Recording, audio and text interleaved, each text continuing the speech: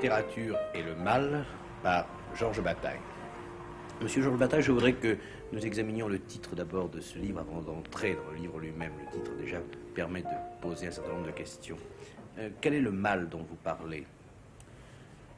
Il y a, je crois, deux sortes de mal qui s'opposent principalement. L'un qui tient à la nécessité que les choses humainement se passent bien et aboutissent au résultat voulu, et l'autre qui consiste à enfreindre positivement certains interdits fondamentaux, comme par exemple l'interdit du meurtre ou l'interdit de certaines possibilités sexuelles. Oui, il y a le mal faire et le mal agir. Oui. Est-ce que ce titre veut dire que le mal et la littérature sont inséparables, fondamentalement? À mon sens, oui. Évidemment, cela n'apparaît pas clairement au premier abord, mais il me semble que si la littérature s'éloigne du mal, elle devient vite ennuyeuse.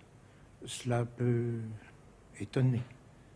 Cependant, je crois qu'on doit apercevoir assez vite que la littérature doit mettre en cause l'angoisse, que l'angoisse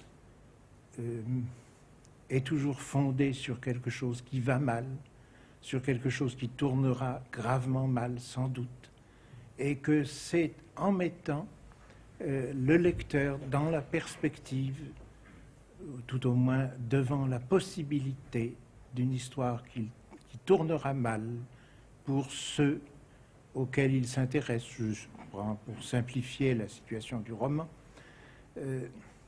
C'est en mettant le lecteur devant cette perspective désagréable qui crée une tension que la littérature évite d'ennuyer le lecteur. Par conséquent, un écrivain, ou en tout cas un bon écrivain, est toujours coupable d'écrire. La plupart des écrivains n'en ont pas conscience, mais je crois à cette culpabilité profonde. Écrire et tout de même faire le contraire de travailler. Ça ne semble pas très logique peut-être, mais toutefois, tous les livres amusants sont des efforts qui sont soustraits au travail. Pouvez-vous nous citer un ou deux écrivains qui auraient justement éprouvé la culpabilité d'écrire, enfin qui se seraient sentis coupables d'être écrivains? Eh bien, il me semble qu'il y en a deux que j'ai cités dans mon livre d'ailleurs, qui se distinguent très particulièrement dans ce sens. Ce sont Baudelaire et Kafka. L'un et l'autre ont eu conscience qu'ils se mettaient du côté du mal, que par conséquent ils étaient coupables. Chez Baudelaire, c'est sensible dans le fait qu'il a écrit sous le titre des Fleurs du mal sa pensée qui lui tenait le plus à cœur. Et quant à Kafka, c'est exprimé avec encore plus de netteté. Il a considéré qu'en écrivant, il désobéissait aux siens et que par conséquent, il se mettait dans une situation de culpabilité. Il est vrai que sa famille lui faisait sentir qu'il était mal de consacrer sa vie à écrire, que le bien c'était de suivre l'exemple que l'on avait toujours suivi dans la famille, d'avoir une activité commerciale, et qu'en se soustrayant à ce devoir, on agissait mal. Oui, mais là, être écrivain est être coupable pour Kafka ou pour Baudelaire, parce que être écrivain, ça n'est pas très sérieux. Enfin, c'est ça le sens des parents, n'est-ce pas, de Kafka et Baudelaire. Mais cette culpabilité est sentie par eux comme un enfantillage. Enfin, ils se sentent coupables d'enfantillage parce qu'ils écrivent. Pensez-vous vraiment que Baudelaire et Kafka se soient sentis coupables d'enfantillage lorsqu'ils écrivaient?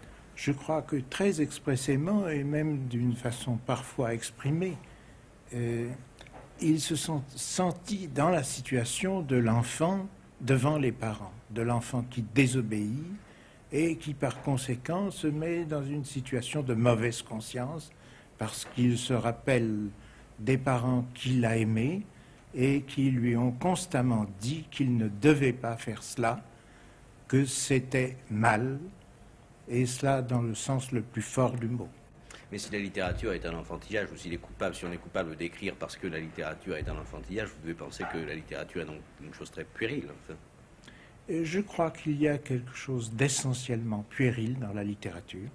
Cela peut paraître un peu inconciliable avec l'admiration que l'on peut avoir par ailleurs pour la littérature et que je crois partager, mais je crois que c'est tout à fait profond, que c'est fondamental et que l'on ne peut pas entièrement comprendre ce que signifie la littérature si on ne la situe pas du côté de l'enfant, ce qui ne veut pas dire qu'on la situe d'une façon inférieure. Oui.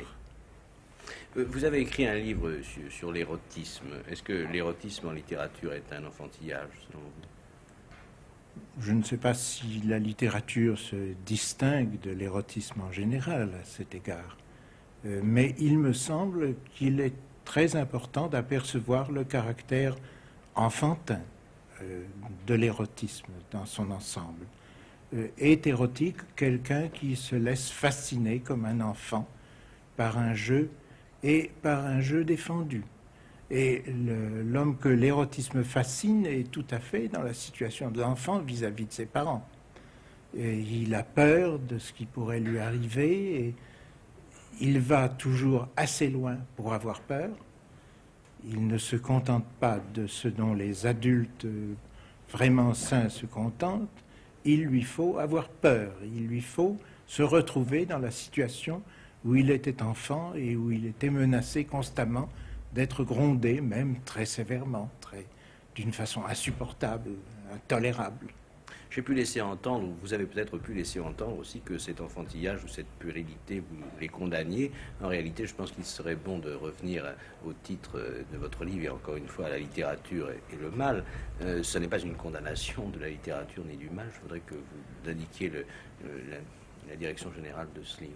Il est certain que c'est une mise en garde, c'est-à-dire que l'on doit mettre en garde contre un danger.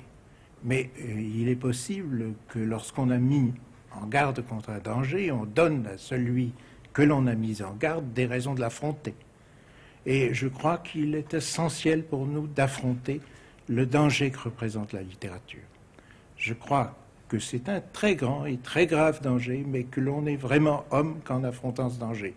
Et je crois que c'est dans la littérature que nous apercevons les perspectives humaines restituées sous leur jour le plus entier, parce que la littérature ne nous laisse pas vivre sans apercevoir les choses humaines dans leur perspective la plus violente. Que l'on songe à la tragédie, à Shakespeare, et il y a de multitudes d'aspects du même genre. C'est tout de même la littérature qui nous permet de voir le pire et de savoir lui faire face, de savoir le surmonter. Et somme toute, cet homme qui joue trouve dans le jeu la force de surmonter ce que le jeu entraîne d'horreur. Merci.